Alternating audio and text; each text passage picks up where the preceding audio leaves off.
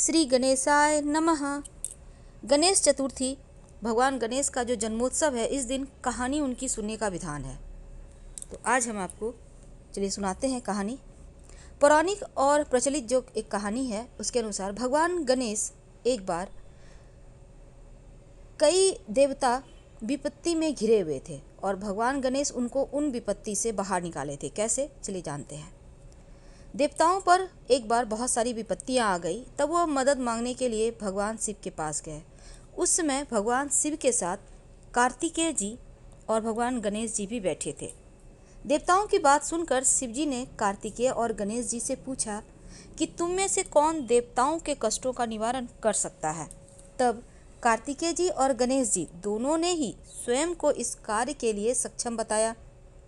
इस पर भगवान शिव ने दोनों की परीक्षा लेते हुए कहा कि तुम दोनों में से जो सबसे पहले पृथ्वी की परिक्रमा करके आएगा वही देवताओं की मदद करने जाएगा। भगवान शिव के मुख से यह वचन सुनते ही कार्तिकेय जी अपने वाहन मोर पर बैठकर पृथ्वी की परिक्रमा के लिए निकल गए।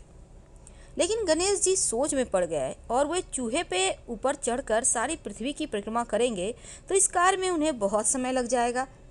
तभी उन्हें एक उपाय सूझा।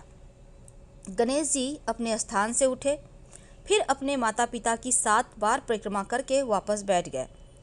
परिक्रमा करके लौटने पर कार्तिकेय जी स्वयं को विजेता बताने लगे। तब शिव जी ने श्री गणेश जी से पृथ्वी की परिक्रमा ना करने का कारण पूछा। तब गणेश जी ने कहा कि माता पिता के चरणों में ही समस्त लोक है। यह सुनकर भगवान शिव ने गणेश जी को देवताओं के संकट दूर करने की आज्ञा दी। इस तरह भगवान शिव ने गणेश जी को आशीर्वाद दिया कि चतुर्थी के दिन जो तुम्हारा पूजन करेगा, रात्रि में चंद्रमा को अर्घ्य देगा, उनके तीनों ताप यानी दैहिक, दैविक और भौतिक कष्ट दूर होंगे। इस व्रत को करने से जो व्रत रख रहे हैं उनके सभी तरह के दुख दूर होंगे और उन्हें जीवन में भौतिक सुखों की प्राप्ति होगी। चारों तरफ से मनुष्य की सुख समृद्धि बढ़ेगी, पुत्र पौत्र आदि धन ऐश्वर्य की कमी नहीं रहेगी। बोलो गणेश जी महाराज की जय। एक दूसरी कहानी आती है। एक समय की बात है कि राजा हरिश्चंद्र के राज्य में एक कुम्हार रहता था। वह मिट्टी के बर्तन बनाता, लेकिन वे कच्चे रह जाते। एक पुजारी के पास वो जाता है और बोलता है कि पंडित जी आप बताइए कि हमारे बर्तन कच्चे क्यों रह जाते हैं। तो पुजारी कहते हैं ये एक छोटे बालक को मिट्टी के बर्तनों के साथ आवा में डाल दो। तो उस दिन संकष्टी चतुर्थी का दिन था और बच्चे की माँ अपने बेटे के लिए परेशान थी। उसने गणेश जी से बेटी की कुशलता की प्रार्थना करी। दूसरे दिन जब कुम्हार ने सुबह उठा तो देखा, क्योंकि आवा में एक छोटा बच्चा को वो डाल चुका था, तो देखता है कि उसके बर्तन तो पक गए लेकिन बच्चे का बाल भी बाका नहीं हुआ। अब वह डर गया और राजा के दरबार में जाकर सारी बात बतला दी। इसके बाद राजा ने उस बच्चे और उसकी माँ को बुलवाया तो माँ ने सभी तरह के विघ्न को दूर करने वाली संकष्टी चतुर्थी का वर्णन किया। इस घटना के बाद महिलाएं अपनी संतान की लंबी उम्र, परिवार के सौभाग्य के लिए इस व्रत को रखने लगी।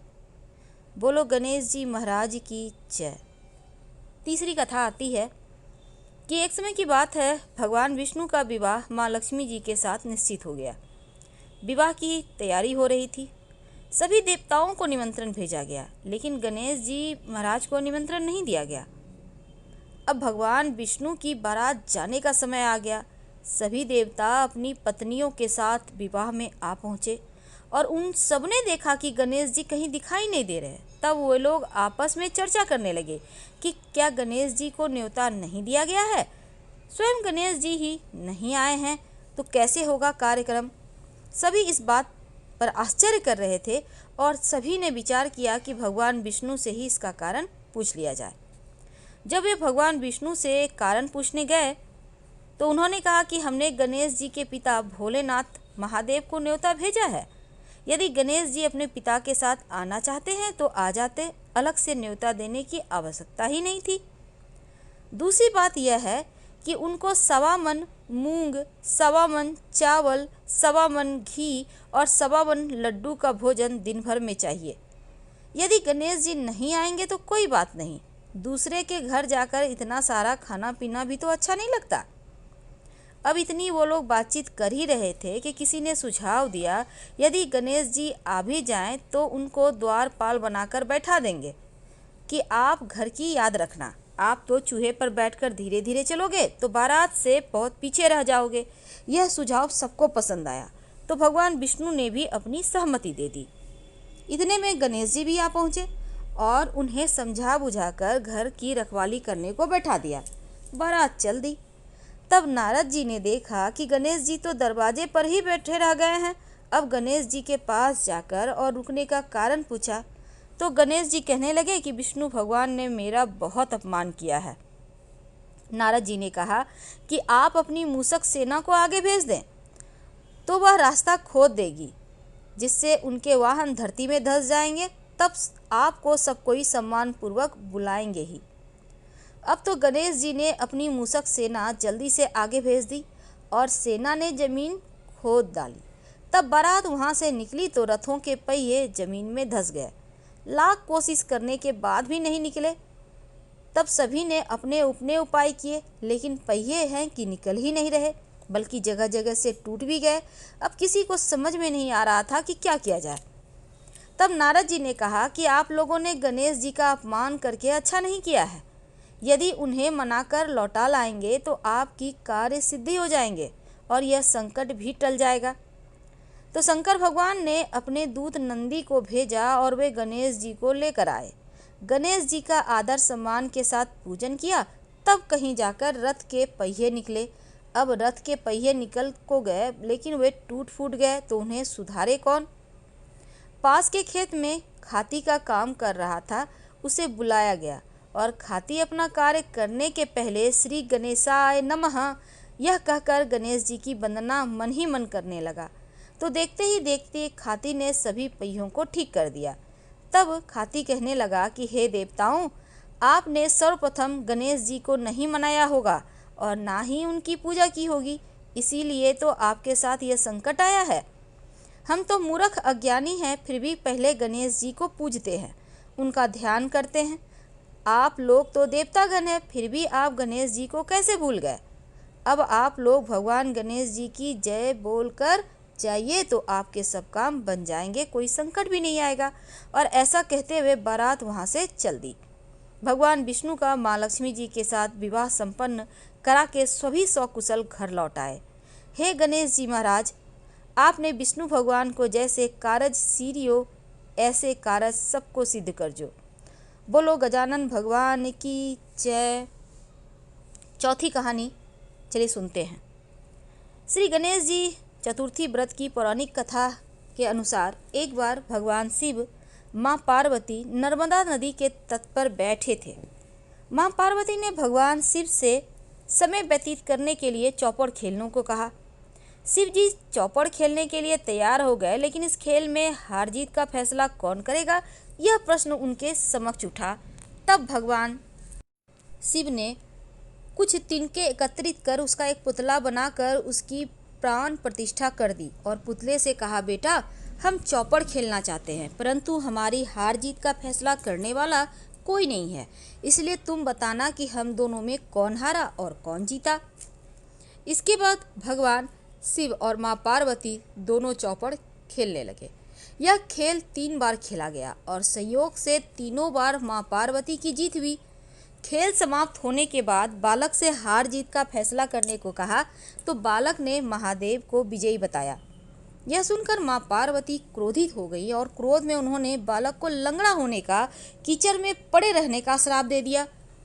बालक ने माता पार्वती से माफ़ी मांगी और कहा कि यह मुझसे अज्ञानतावश हुआ है, मैंने किसी द्वेष भाव से ऐसा नहीं किया।